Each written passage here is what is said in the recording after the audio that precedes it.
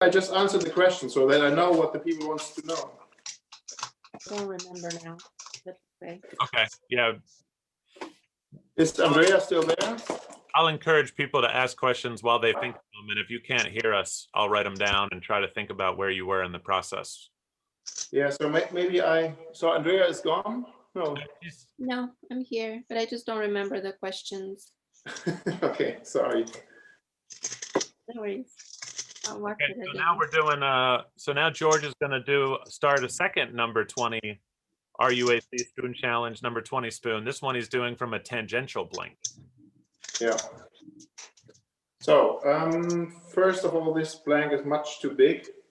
So I start usually, so I decided to place the bowl over here and the handle like there. And the wood is that wet that it's not even painting on it. So, but whatever. So I now go slim the block to, and I use the hardwood subwood line as a reference line. So with the radial spoon, I really try to place the ball like centered. So this line is my reference point. So and now I just slim out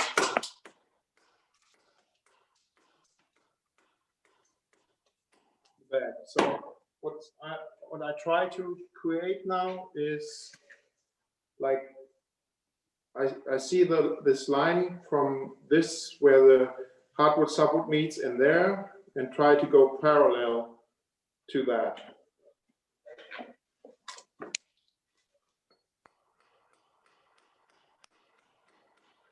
And the same in the front.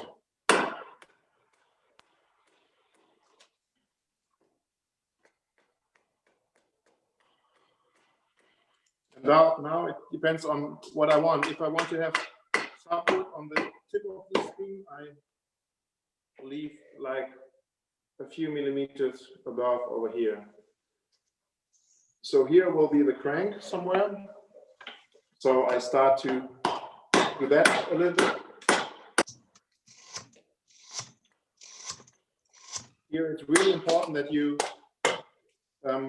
change direction. So when you act like that, the material has a tendency to split off on the front. So that's why just a few strokes in this direction, then change the direction and work your way down here.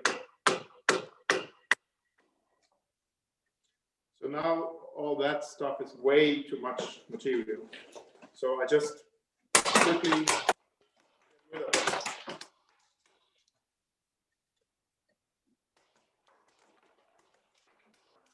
Look how even just that fast it is going up the handle. That's so cool.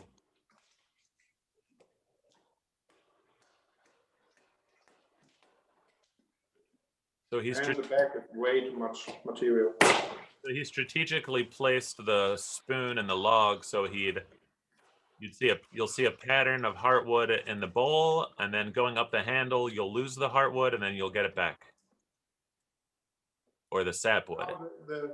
The sapwood is still way too big, so I remove a lot from that too, because the grain structure is much nicer when the end of the handle gets a little bit of that hardwood, sapwood of the hardwood. So I need to go down there quite a bit.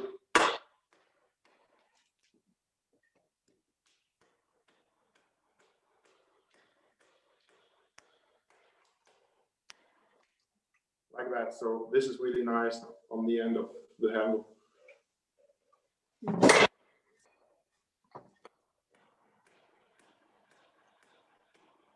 Now he's defining that swoop. That's still a grain Here chain. it's also nice to just go a little bit sideways, not hit the ball.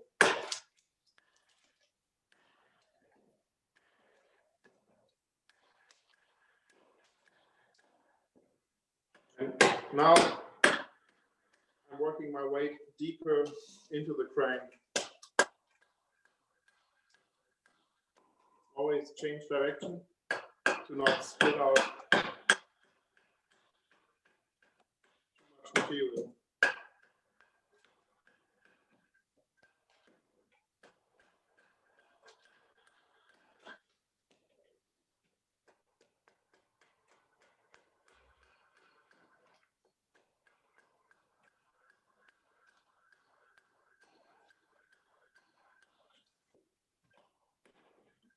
It's funny because when I first joined Rise Up, Zoom wasn't as good as filtering out sounds, and George was the loudest carver in the room. Now look how good a job Zoom does at filtering out his axing noises. And the way he uses the gouge really makes a loud, very identifiable noise. So again, I check the nice curve of the handle, and I have to go with it.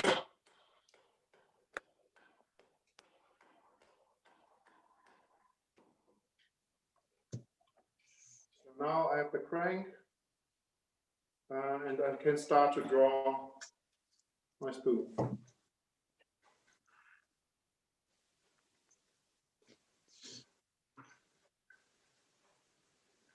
And now I can align also the center of this ring thingy.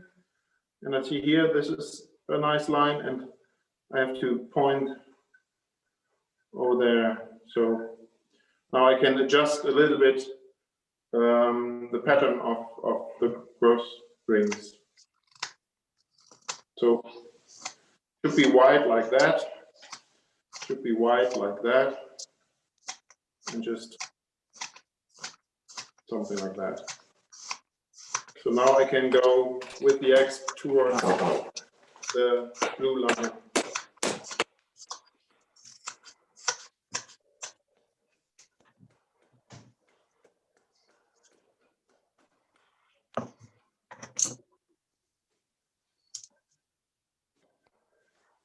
Now I'm using the branch of the X block again to go quite close to the blue line.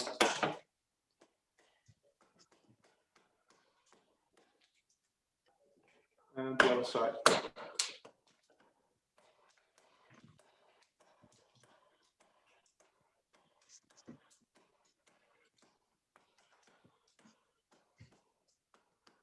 Now it's getting more delicate, so I put one finger on the side of the blade. That gives me much more accuracy.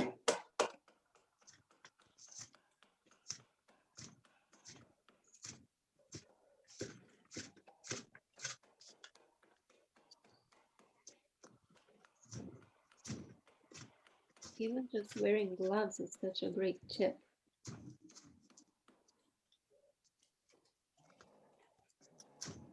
Now I go down here to the maximum, the end of the handle, and the other side. That's really dangerous when chips get stuck to the blade, so you really have to remove them, otherwise the X can like slip and hit your blade.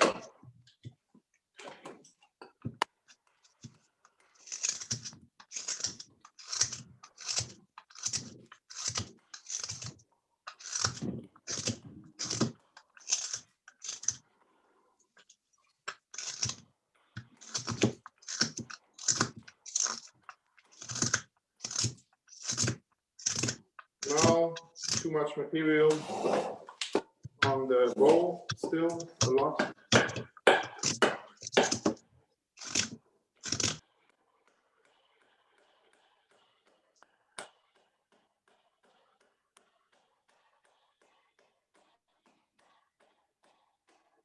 So I just lean over the spoon while I'm Xing, so I create a nice curve in this direction, and the same in this direction.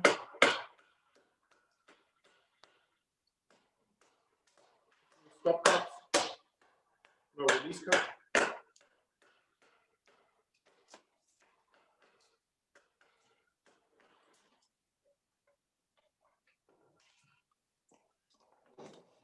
And corners. That's really delicate, so I just place the X and then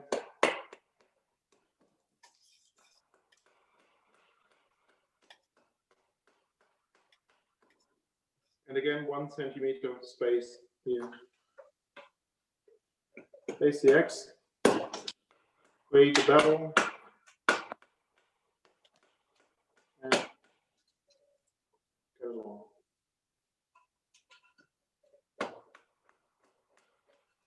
Now I want to have the little hook on the back side, so I make some relief cuts here.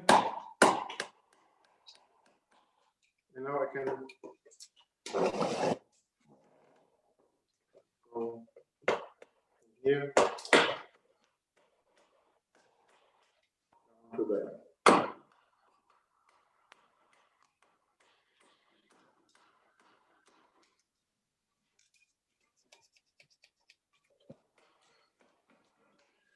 So now a little bit closer, much material on the side still.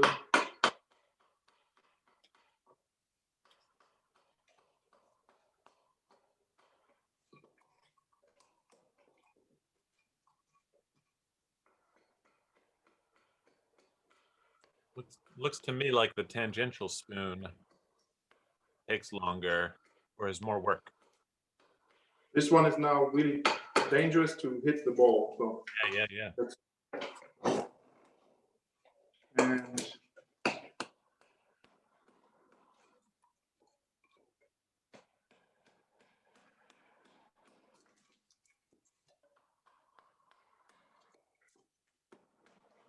This is a great technique where he's laying it sideways and chopping down the handle to avoid getting an axe blow into the shoulder of the bowl.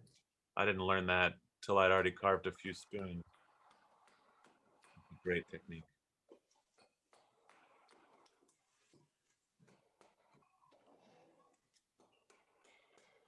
I really want to get a crazy angled axe block now. yeah, this is still a lot of material, but yeah. So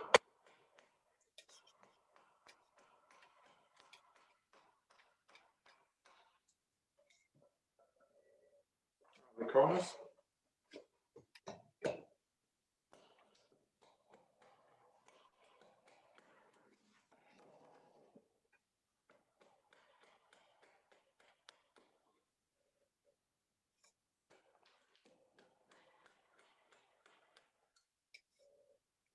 Still too much there.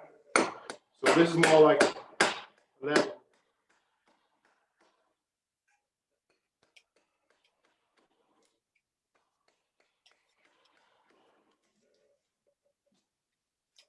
Yep. And spoon mule. So that's it for the axe.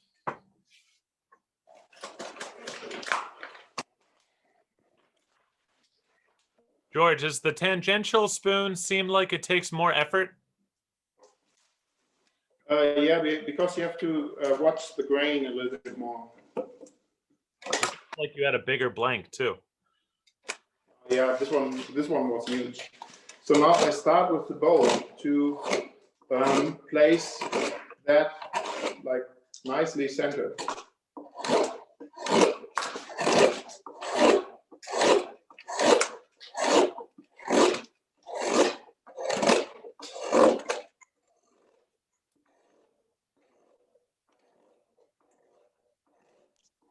That gouging action is out of this world. Isn't it great?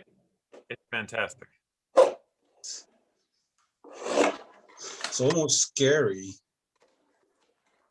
Right. George seems like he's using so much energy and working so fast that it seems reckless if it wasn't but it's not. It's so clearly not reckless. He knows What I'm really wondering is how much power does he put behind the gouge? I mean, how much is that? I think a lot. Is it? Yeah. I don't know. Watch his biceps. Think about how much effort it takes to do it with a spoon knife. Well, yeah, but that's what I'm wondering. Like, George, how much power do you put behind the gouging? George, can you hear us? How much strength does it take to do that gouge work? Oh, that's not so much. This wood is like really nice. It's perfect seasoned cherry. It's like really buttery. Oh, cherry. Shit.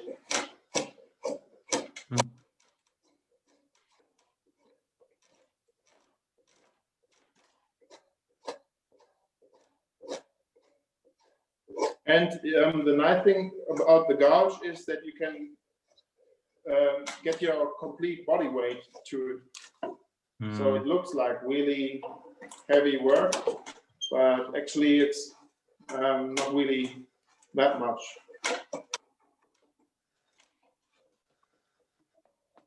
Yeah, again, that is probably something that you have to get used to put your body weight into it. I just did it with this little bowl too, but yeah, it's weird. Maybe it's a little twist in the handle, so I get over that again.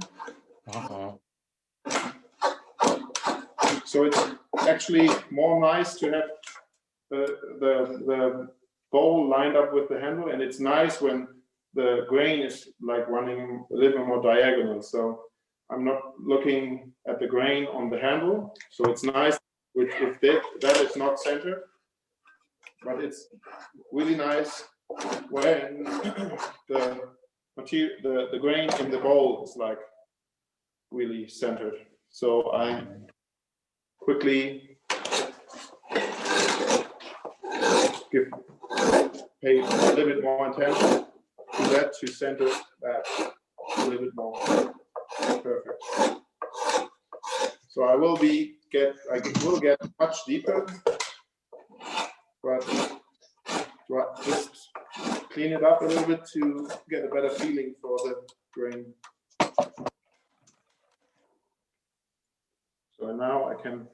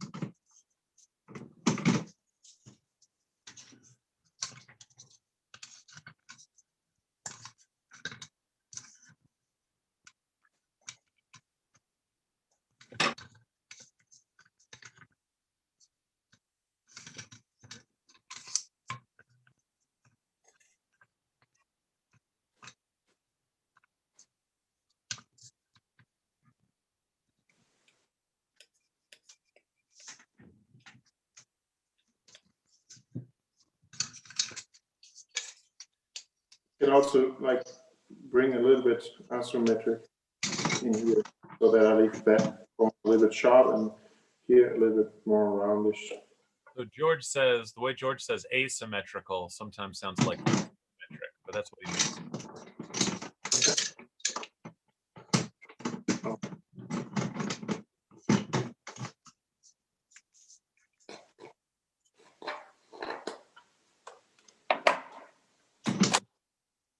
So here we go.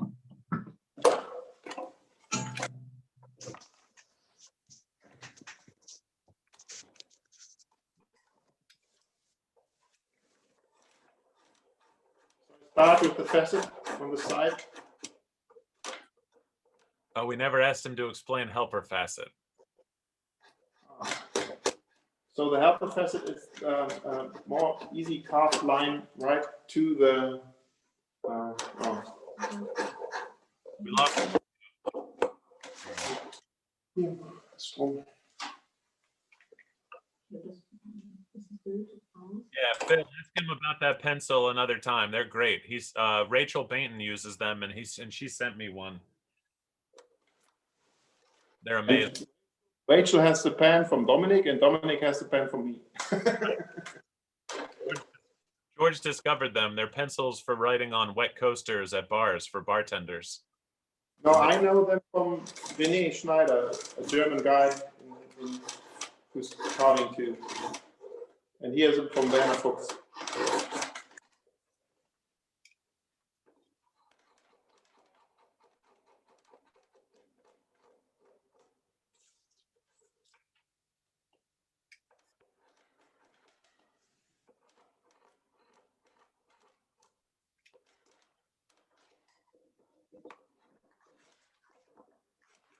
And the other side.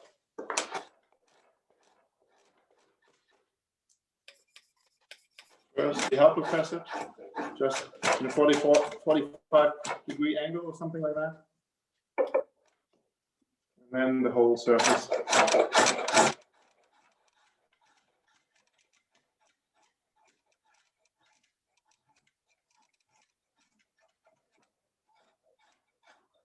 How would you call like this bunch of shavings? It looks like a flower, or like the leaves on a, like the leaves. It's the stop, so it's a break for Yeah, I think that was a good description. It's like a catch. It catches the catches the draw knife, so you can't just cut the bowl in half. Yeah. So I create this little flower to catch the draw knife. Otherwise, you'd pull it straight through that bowl. Yeah. Or into the bowl, not maybe through the bowl, but when you're starting that flower, you're loosening up, and then the more flowers you have, the more layers deep you have, the more you can pull with more power and have less fear that you're going to damage the bowl. yeah, right. So the tip I like to do with the knife, and helper facet again. I'll profess it again.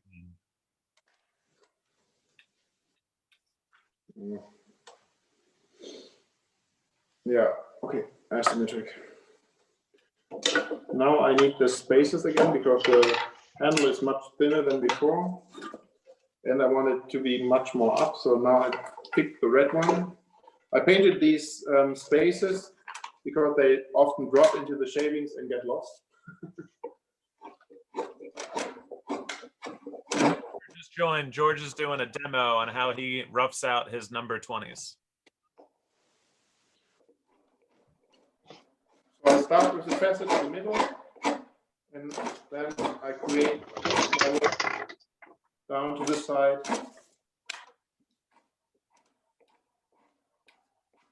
And leave a 5mm rim.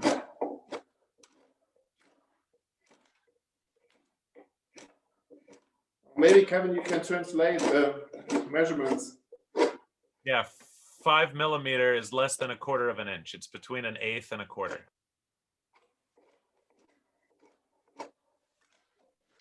I created a nice line like that. And now I use the smaller spacer and start on the high point of the bowl. And the back, the handle.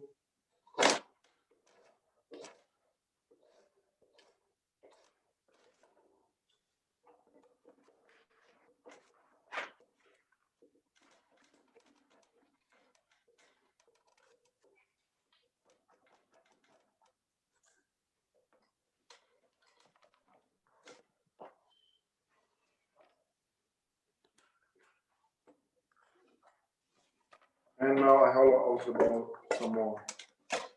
Again, first with the small radius gouge. Small gouge can take deeper bites, but it leaves more tool marks. It goes deeper and removes like quickly to a certain depth. the material, but yeah, 2 marks are not so comfortable.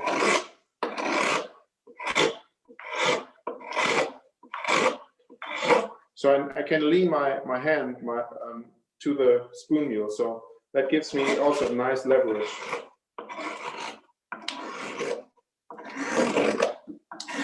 So I'm pulling with my left hand and pushing with my right hand.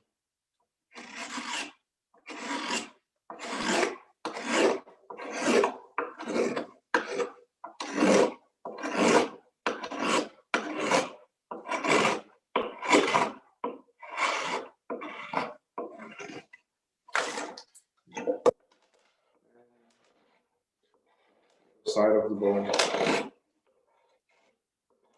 Sometimes the bowl is this bowl is getting a little bit too deep for that gouge, so it's shattering. But I don't mind that too much because I will go over it with the draw knife anyways. What you can do then, you go with the grain, so you can go much deeper with this one.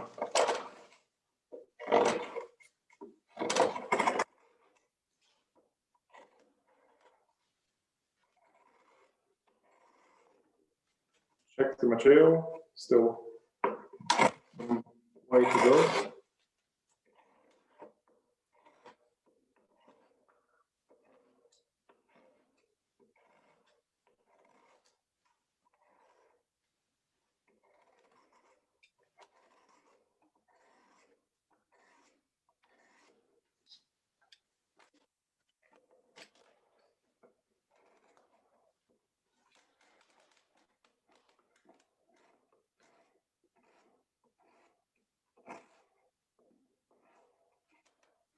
Now I'm pretty much even in the thickness of the material.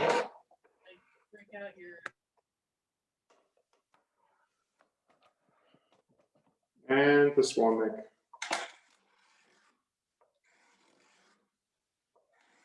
Yeah, I have a really long handle, so I have a lot of leverage. And it has this nice curve over here that I can really pull it.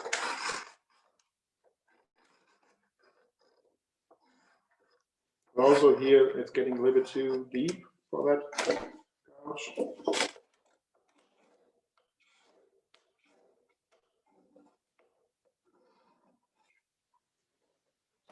What I can do now is change to the small neck Westman.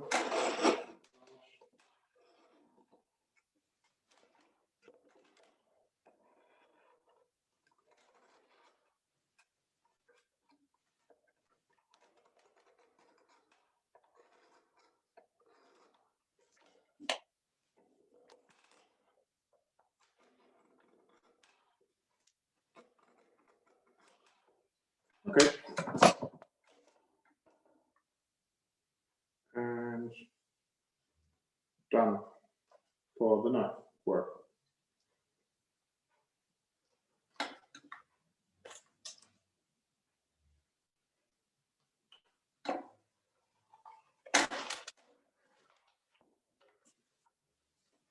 Shit.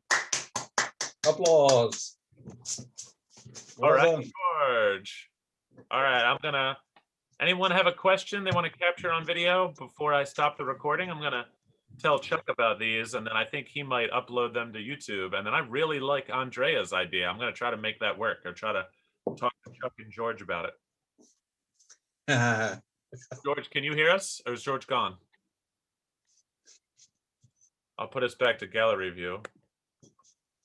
Was George like, I'm done, I'm out? Yep. At least. Yeah. All right, I'll stop the recording now. Thanks, George. Thanks everybody for your patience while we recorded a rehearsal that might end up being the real thing.